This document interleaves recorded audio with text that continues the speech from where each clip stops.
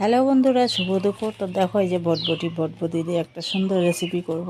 তো বটবটিগুলো দেখো ছোট ছোট করে কেটে নিয়েছি, ওর মধ্যে পেঁয়াজ আর রসুনও নিয়েছি, 2টা রসুন দিয়েছি, আর এখানটায় কড়াইয়ের মধ্যে তেল দিয়েছি। তারপরে বটবটির যে ভাজাগুলো ছিল ওগুলো আমি জল দিয়ে ভিজায় রেখেছি, আর এখানটায় 2টো শুকনো লঙ্কা দিয়ে দিলাম তেলের উপরে। তো এটাকে সুন্দর করে ভাজবো।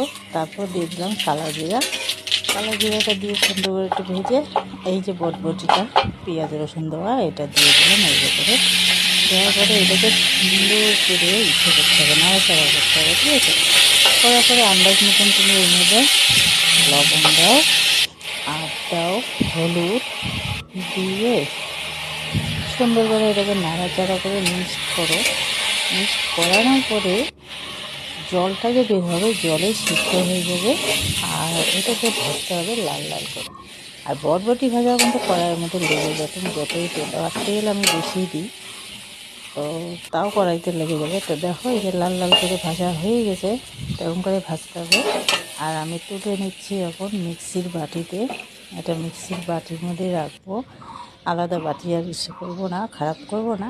তো দেখো সম্পূর্ণটা উঠাই নিলাম, চলে আসলাম মিক্সির কাছে আসার পরে এই যে দেখো সুন্দর করে মিক্সির মধ্যে নিয়ে এখন বসিয়ে দিলাম মিক্সিতে বসানোর পরে এটা আমি এখন মিক্সিতে পেস্ট করব, ঠিক আছে। তো মিক্সিতে এখন সুন্দর করে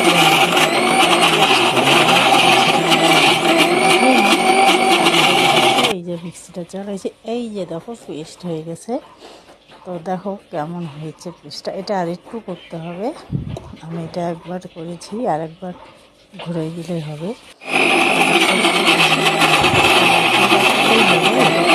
জিনিসটা নরম জিনিস। তো দেখো সুন্দর করে মিহি হয়ে গেছে। এটা এত সুন্দর একটা চাটনি, ভাত দিয়ে, গরম ভাত দিয়ে খেতে এত টেস্ট। তোমরাও পারলে একবার করে খেয়ে দেখো, তখন মনে হবে বারবার খাই। খুবই সুন্দর একটা টেস্ট। ওই বটবটি ভাজার থেকে এই পেস্ট করে খাওয়াটা অনেক টেস্টি। তো